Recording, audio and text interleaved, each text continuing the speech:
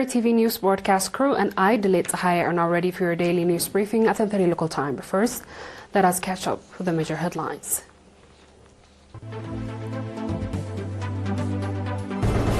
Meeting on the Enhancing Adult Education Program in the Ansaba region.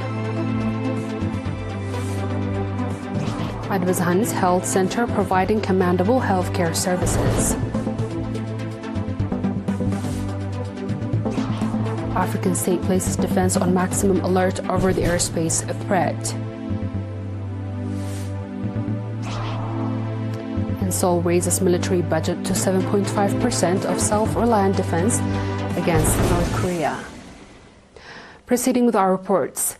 At a meeting conducted in Karen City on 8th and 9th December, a call was made to strengthen the participation of all stakeholders in effort to enhance the adult education program. The meeting was attended by Governor of the Ansaba region, heads of department in the region, and PFD and Education Office representatives from the subzones.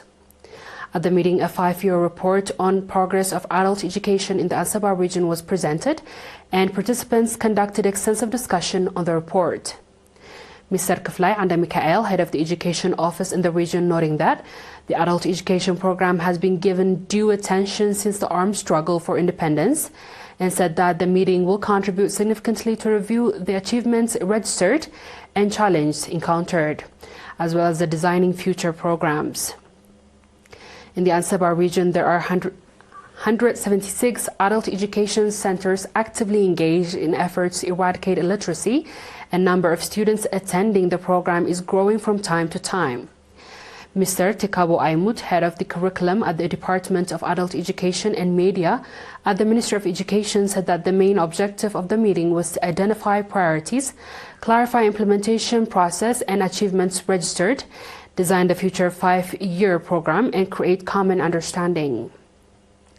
Ambassador Abdullah Musar, Governor of the region, and Mr. Gabrazgi Damam, Director General of Adult Education and Media at the Ministry of Education, indicated that the adult education program attests a clear vision of the government and called on all institutions to strengthen their participation in its implementations. As a result of the commendable awareness-raising activities aimed at enhancing public understanding, the Advazhan's Health Center in the Barwa subzone reported that it's providing notable maternity and child health care service. The report was made by Nurse Mikael Gide, head of the health center, indicating that the health center equipped with necessary medical equipment and manpower. Nurse Mikael said that the additional maternity waiting rooms constructed at the center are enabling pregnant women to receive proper pre- and postnatal treatments, as well as result, and the rate of mothers and infants during delivery has significantly declined. Nurse Mikael went on to say that in Amadar and Adits and I village, vaccination coverage from children under 5 years of age has grown to 78% through collaboration with health representatives and area administrators. At the Advazhan's Health Center, several additional maternity waiting rooms have been constructed at a cost of 700,000 nakfa through the initiative of the residents of the administrative areas of Advazhan's, Dagitsanai, and Amadar. Straight ahead is international news after the show break.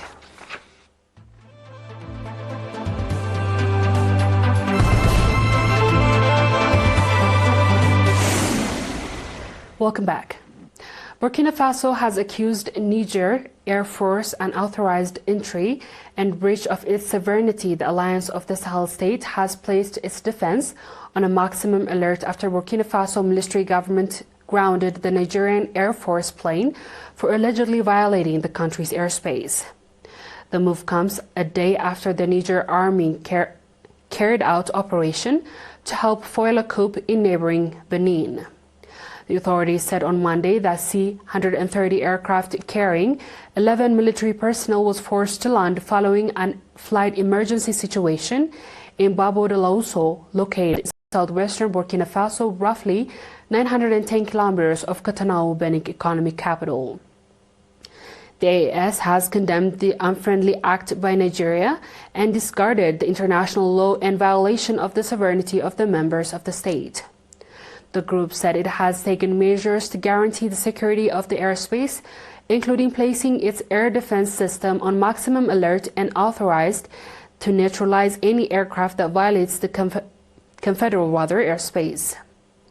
Burkina Faso, Mali, and Niger formed the AAS in late 2023 and withdrew from the West African Regional Bloc ECOWAS after tensions sparked by military takeovers in 3 former French colonies. In a statement on Tuesday, Nigerian Air Force spokesperson Ehem Judome said the crew noticed a technical fault after takeoff of the Lagos and diverted the Babodaso nearest airfield in accordance with standard safety procedures and international aviation protocols. Ejodoma claims the personnel are safe and have received cordial treatment from the host authorities, adding the plans are underway to resume the mission. Southern Korea has finalized a 7.5% increase in its defense budget to 65.6 trillion won, that is $44.8 billion, for the next fiscal year, according to the Defense Ministry, as Seoul looks to take greater responsibility for the defending against North Korea under the pressure of the U.S., and the final rate is lower than 8.2%. The increase initially sought by the government but still marks the sharpest rise in 7 years, surpassing the 7.4% uptick record in 2022 under the Moon Jae-in administration. Under the newest budget, $31.2 billion will to grow force operation personnel, rating its maintenance cost up to 5.8% from this year. Another $13.6 billion will be allocated for the Force Improvement Program and 11.9% increase that covers major weapons procurement and modernization initiative, according to the Defense Ministry press release. The Defense Ministry said it would ensure meticulous preparation to execute the 2026 spending plan efficiently and guarantee that it has expanded budget directly support to the realization of the robust, self-reliant defense posture. The agreement reaffirmed commitments made during the meeting between President Lee and Trump in Pyongyang and Washington, including the Seoul's pledge to raise defense spending to 3.5% in GDP as soon as possible and enhance its conventional capabilities. The meeting in Dubai set out a long-term agenda for stronger cooperation, according to a joint statement. Russia and the U.S. have held a meeting to restore and strengthen business ties and contract in a press service in Rose Congress Foundation, said on Tuesday. The two sides agreed to make the business dialogue an annual event. According to a joint statement issued following this week, meeting in Dubai, United Arab Emirates, contract between the Russian and American business communities should continue a motivated and political unbased format. Ross Congress, an organizer of the forum, together with the American Chamber of Commerce in Russia, said that the meeting focused on prospect of the cooperation, rebuilding mutual trust, and restoring company-to-company links.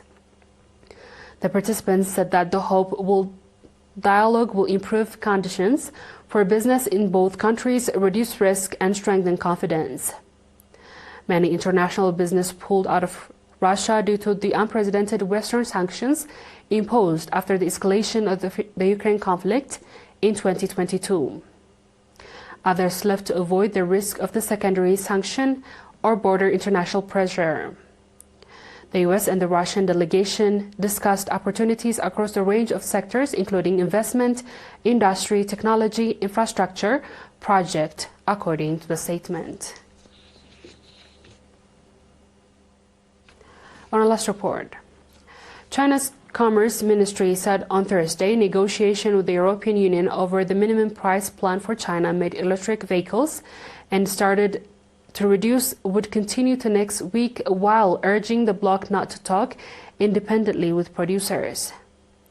The EU increased tariffs on Chinese-built electrical vehicles to as much as 45% 5.3% last October, that Brussels and Beijing have floated ideas lifting tariffs through a possible commitment to minimum price and imported cars.